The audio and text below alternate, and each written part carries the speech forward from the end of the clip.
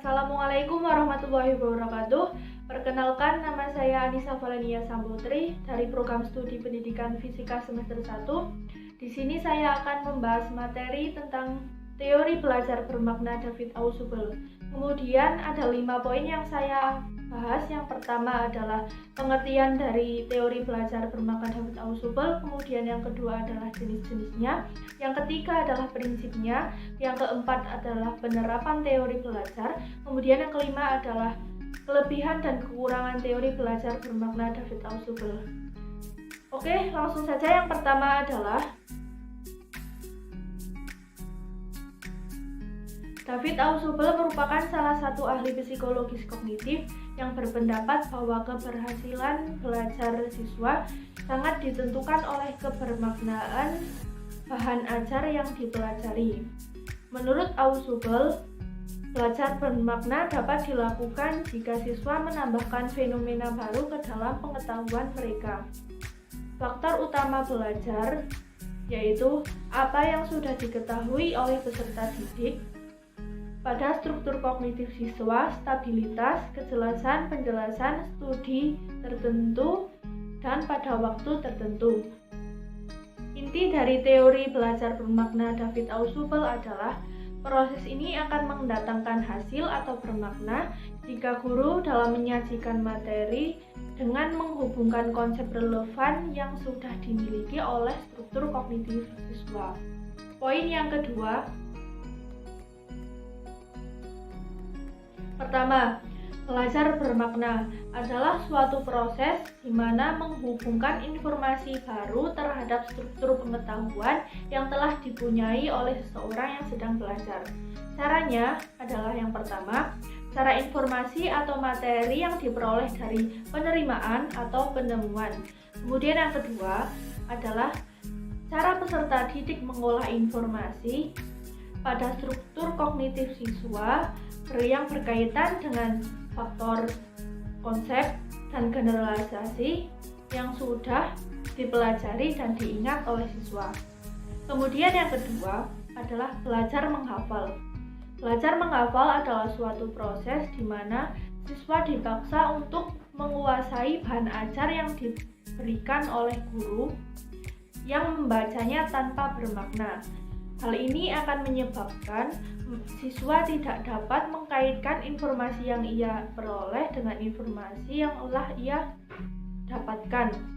Kemudian, guru dalam baiknya adalah memberikan kemudahan untuk siswa supaya dapat memperoleh pengalaman dan memperoleh pengetahuan baru secara relevan yang dapat sesuai dengan pemikirannya.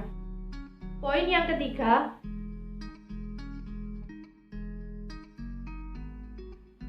satu, pengaturan awal. Menurut Ausubel, pengaturan ini diberikan pada awal pembelajaran. Rangkaian pengaturan ini dipilih melalui kecocokan untuk menjelaskan, mengintegrasikan, dan menghubungkan materi yang sudah ada. Dalam aplikasinya, siswa dituntut untuk memilih, menentukan, dan mengklasifikasi pengertian atau pengetahuan yang telah ia miliki. Kemudian ia dapat menarik kesimpulan dari seluruh pengetahuan yang ia miliki. Maka saat itulah ia dapat menerapkan dalam upaya untuk memahami pengetahuan dan menyelesaikan permasalahan belajar. Yang ketiga adalah belajar superordinatif. Belajar superordinatif terjadi apabila konsep yang telah kita pelajari sebelumnya dikenal sebagai unsur-unsur sesuatu yang lebih luas. Contohnya, ketika seorang anak mengelompokkan bahwa wortel dan tomat itu adalah sebuah sayuran. Ketika ia sudah belajar biologi dan mengelompokkan jenis akar dan sayuran, maka wortel adalah termasuk jenis akar dan tomat adalah termasuk jenis sayuran. Yang keempat, penyesuaian integratif, yaitu dengan menghubungkan konsep-konsep yang dipelajari dengan konsep yang sudah ada sesuai dengan tahap superordinat. Kemudian poin yang keempat, adapun penerapan teori belajar bermakna David Ausubel, yang pertama adalah keterlibatan siswa secara aktif dipentingkan. Yang kedua, Untuk meningkatkan minat dan retensi belajar siswa, perlu dihubungkan pengetahuan baru terhadap kognitif siswa. Yang ketiga, materi yang dipelajari disusun berdasarkan logika tertentu dari yang sederhana ke kompleks. Kemudian yang keempat adalah perubahan setiap individu pada diri siswa perlu diperhatikan karena faktor tersebut dapat mempengaruhi proses belajar siswa atau keberhasilan dalam belajar. Untuk poin yang terakhir adalah kelebihan teori belajar bermakna David Ausubel. Yang pertama, informasi yang diperoleh dari belajar bermakna akan lebih lama diingat. Yang kedua adalah konsep dari belajar bermakna itu sendiri akan memudahkan proses untuk belajar dan mengajar. Yang ketiga adalah informasi yang telah lupa tetapi pernah dikuasai akan meninggalkan bekas, yang artinya akan mudah diingat kembali.